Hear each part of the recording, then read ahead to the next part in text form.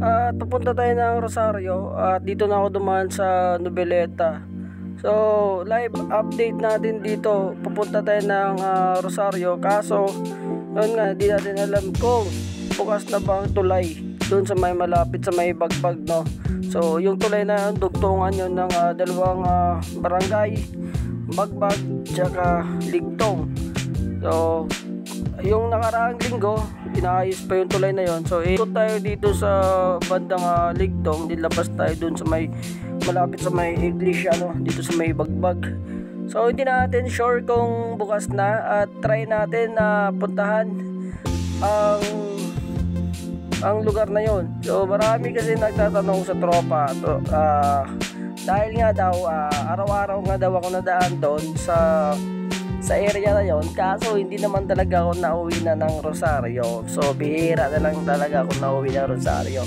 So yon, sa mga katanungan nyo, ito pupuntahan natin yan ngayon. Saan lugar ba to? Sa may Salcido na to, na papunta ng Ligtong. Andito na tayo sa arko ng Rosario. Ito sako pa to ng Noveleta. Ito na yung arko. Ayun, nagpasa tayo at dito sa may 7-Eleven, makikita natin yan dito. Ayan, ang laki ng ng signage. Yun, no? Going to Rosario, going to Epsatero na eh.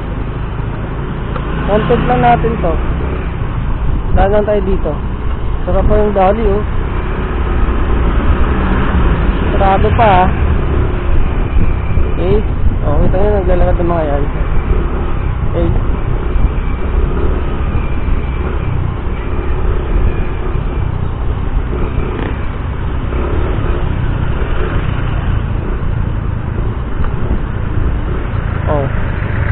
Tom? Lupit. Hanggang ngayon sarado pa rin.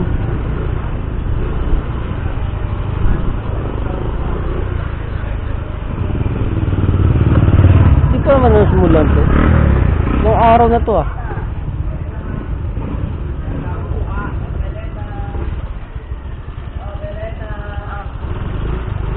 Pinakakadaan dyan? Wala, boss. Unang kanto, kaliwa. Paligtong, no? Paloob, no? Sa Ligtong 4. Bike lang kasi pwede dyan. Kasi pag dumaan ka dyan, mas imported rolling kayo. Yung gano'n. Kuya. Thank you po. Ayan, so sarado pa rin. At diligo na tayo dito sa may Ligtong. Iikot to eh. So yun na, punta na ng Ligtong. Yung konting tape lang dito sa Ligtong. So dito sa Ligtong, Rosario, Cavite, tinatawag the famous tinapa in the Philippines. So ito is number 1 na nag-i-export ng mga tinapa, mga seafoods, mga dried mga seafoods katulad ng mga pusit, alimasag, yung mga dried, tapos ginagawa nilang smoke fish kung tawagin. So tinapa yun. So makikita nyo dito, yan, ang dami niya, no? So meron ditong kumpanya kung saan nag-i-export ng mga ganyang mga maganyang mga negosyo dito sa Ligtong. So hindi ko lang alam kung saan banda dito ang kumpanya na yon. So dito na tayo sa Ligtong at paikot na nga ito papuntang Bagbag. So yun, marami tayong makakasabay dito na mga motorista papunta rito sa EPSA, no? Iba papunta dito sa Noveleta. So sa Lubungan tayo. So yun, maraming dito mga mga sasakyan. Okay. At syempre, ito naman, no, wala talaga ibang way na madadaanan kundi doon talaga sa tulay na yon. So yun nga, hindi pa ayos. So yun, sa mga nagtatanong, ito na, hindi pa ayos yung tulay, ah. So kawawa ka mo yung yung galing pa ng Cavite City, dahil magdadalawang sakay sila. Yung iba ginagawa ng iba, galing sila ng Noveleta, papunta sila ng Rosario. Yun naman talaga number 1 source na pinagkakitaan dito sa Linas, yung factory worker o sa mga nag-EPSA. So, bababa pa sila dito sa may tulay. Mayroon lang kasi ditong daanan. Nako, kasya lang yung yung tao lang talagang kasya. At doon, pagtawid nila ng tulay, doon sa site na yon na may nagagawa at sasakay nila sila ulit dito sa tricycle na nag-abag doon sa may tulay papuntang EPSA.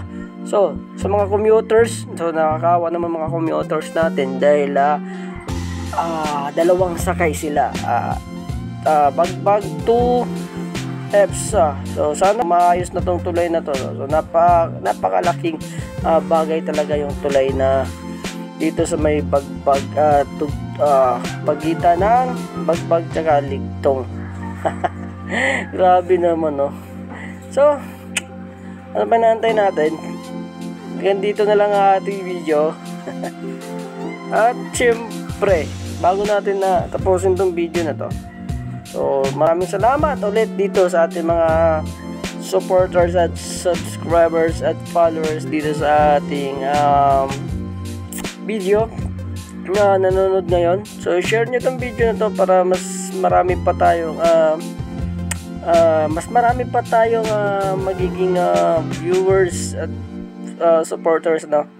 So hindi lang sa dito sa Pilipinas. So shoutout din pala sa mga tropa natin, mga OFW, lalo na sa mga tropa natin na nagsakripisyo para sa kanilang pamilya at lumalabas sila sa ibang bansa sa Pilipinas.